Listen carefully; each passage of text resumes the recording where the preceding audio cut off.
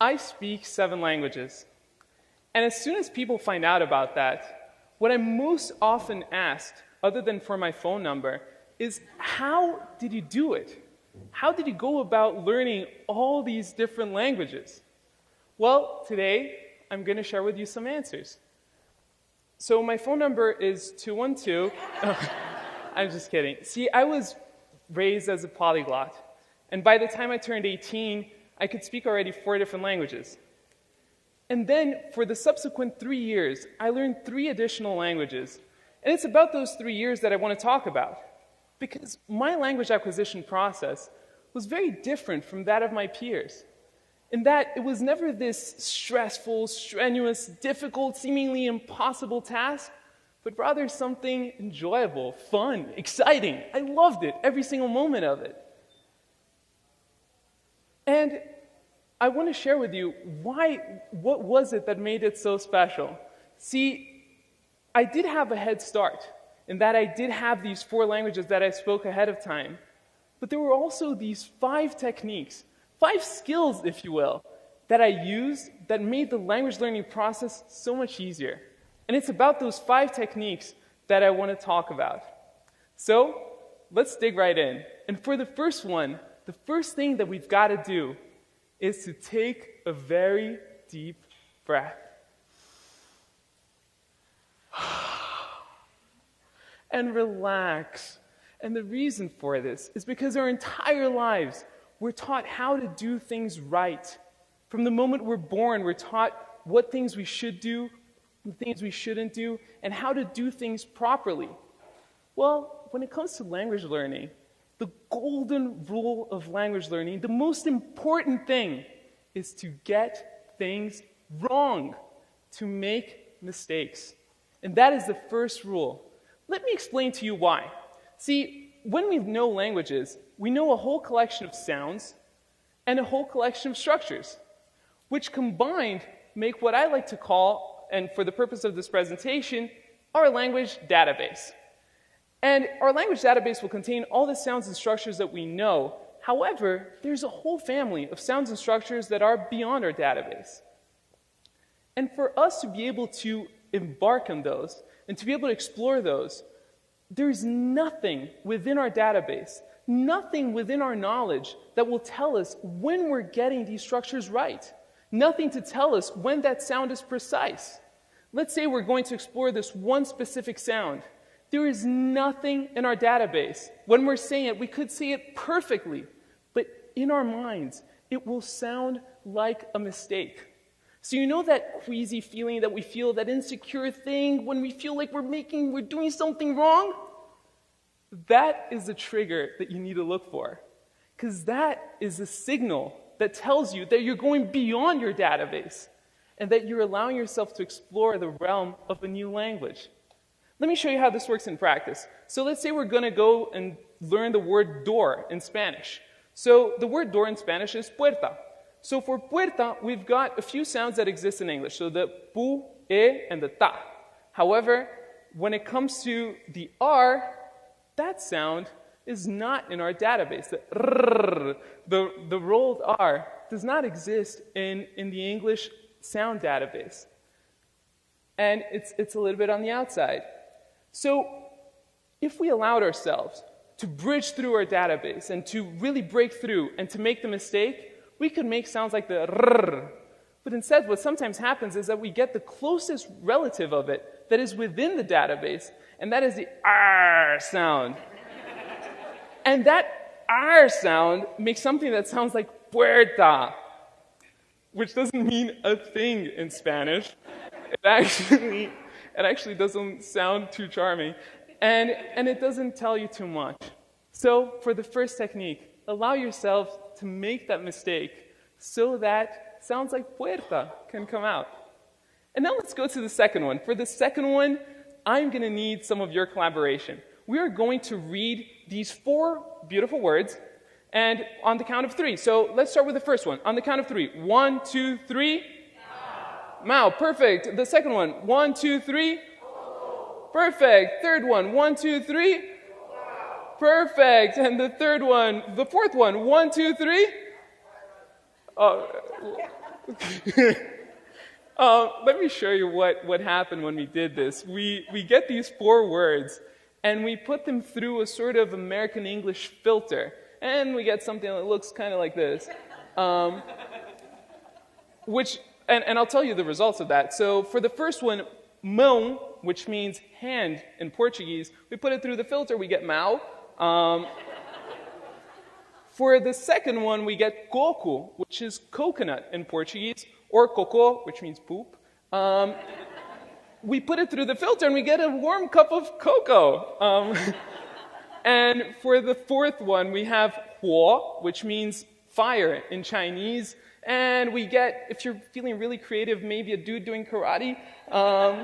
But anyways, they don't tell you much about how these things are pronounced. And if you think it's only one way, only if you're going from English to a different language, think about non-native speakers and try to explain to them that this is pronounced though, and that this is pronounced thought, and that even though they look almost identical, they have nothing to do with one another.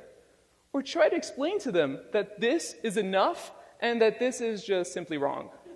See, there is nothing useful about using that foreign alphabet when you're trying to learn the language. Why? Because it will give you wrong signals. So what is the second technique? Scrap it. Scrap the foreign alphabet. Let me give you an alternative of how you can go about this. This is a Brazilian currency, and it's spelled like this. So on the count of 3, can we all say the name of this currency? 1, 2, 3. Yeah. We have some people who know the spelling. Yeah, real for the most part. And as useful as this might seem, it doesn't tell you a single thing. And when you're speaking Portuguese, real means nothing. Let me give you an alternative. See, in Portuguese, the way that you say real is real. So let me teach you how to say it. So on the count of 3, let's say he. So it's he, but without the e sound. So 1, 2, 3, he. Perfect. And now let's say ow. It's like ouch, but without the ch sound. So it's ow. 1, 2, 3. Perfect. So he. Ow. He. Ow. He. Ow. He. Ow. He. Ow. Perfect. Now you all sound like passionate Brazilian capitalists. And so why would we go and use something that looks like this, that looks real, when instead you can use something that looks like this and gives you so much more information about how to say something in a foreign language? And that puts us in a really good spot, because at this point we allowed ourselves to break through our database and to make mistakes, to go into that uncharted territory of a new language. And then we figured out how to take notation in a way that the information is actually meaningful. But then how can we test it? And that's where technique number 3 comes in. Technique number 3 is about finding a stickler. So finding someone who's detail-oriented and who won't let you get away with the mistakes.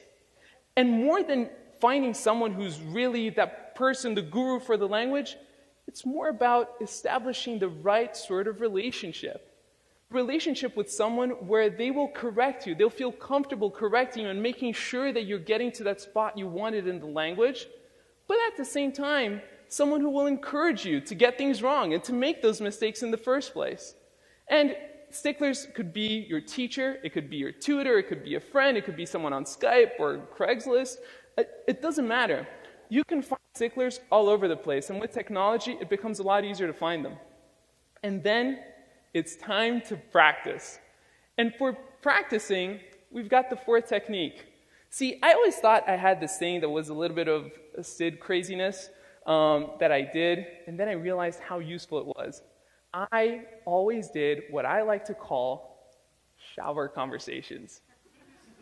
And shower conversations are exactly what they sound like. When I was learning a new language, I would stay in the shower for a few minutes, and I remember having all these discussions. I remember when I was learning Chinese, and I would haggle and try to get 2 yuan more to get that wonderful dumpling and getting the discount. Or I would go to Roma, and I would ask for directions to the best piazza.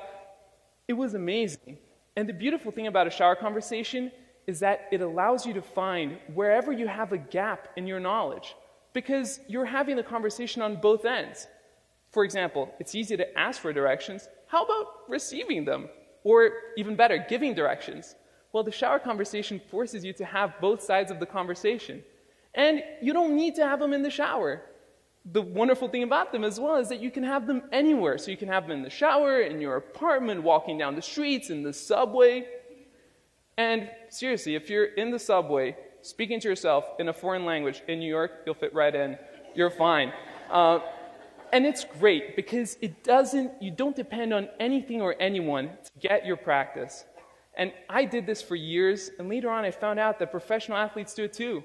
Michael Phelps is known to visualize every single one of his races several times over before jumping in the water. Worked great for him, and it works great for me too, so it would work for you as well. And now, let's go to using the language, because up to now it's great. We figured out how to do all these things. It puts us in a really good position to use the language. And for that, I recommend you find a conversation buddy. And to find a conversation buddy, I recommend you follow what I call the buddy formula. And that is a way that you can make sure that your incentives are always aligned to use the new language. So for that is, the target language should be your best language in common. Why? If you're anything like me, you like to learn languages so that you can communicate with more people, so that you can reach out and understand a little bit more about their brains and their hearts. And so if we try to talk to someone in a foreign language that both of us don't do really well when we could be speaking English or whatever language you're more comfortable with as a pair, odds are that you're going to revert to that language that is easier. So I recommend you find someone where your best language in common is your target language. And if you can't find one locally, try technology, or if you can travel, that would be perfect. There's a problem with that, and I realize it, because it's difficult to find someone that fits that profile exactly. Well, I've got good news. And I found that out when I was at work, and one of my colleagues, he's a linguist too, he speaks a ton of languages, and our best language in common was definitely English. Our second best language in common, definitely French. But we always spoke in German to each other in the office. Why was that? It was because there were people in the office who spoke English. There were people in the office who spoke French. But we could talk about Friday and Saturday night in German, and nobody had any idea what we were talking about. So it can also be your best secret language in common. And it becomes such a convenient tool. You can have that with your friends, and you get a sense of privacy in public. No matter where you are, you can have a private conversation. So let's recap. With the first technique, we allow ourselves to break through the barrier of language and to explore the uncharted territory of sounds and structures outside our database. Then with the second one, we learn how to take notes and how to make sure that we can take notes in a way that we can replicate those sounds and structures later. Then we can check the mistakes by finding a stickler. Fourth, practice. Have your shower conversations wherever you want to be. And then follow the buddy formula, and you can find someone to practice your language with. And after that, arriviamo a un posto veramente bello. Wo Fremdsprachen lernen nicht mehr etwas langweilig, schwierig und stressig ist, pero un mundo de posibilidades, donde tenemos la oportunidad de explorar de nouvelles cultures e toutes les différentes manières de vivre. E o mais gratificante é que com isso aprendemos mais sobre nós mesmos. Prosto paron, vorina kujete sanelinikas sas, ala, den simeni, otiden vorite natamatete. 千里之行，始于足下。没问题，因为现在你们都可以走。Thank you.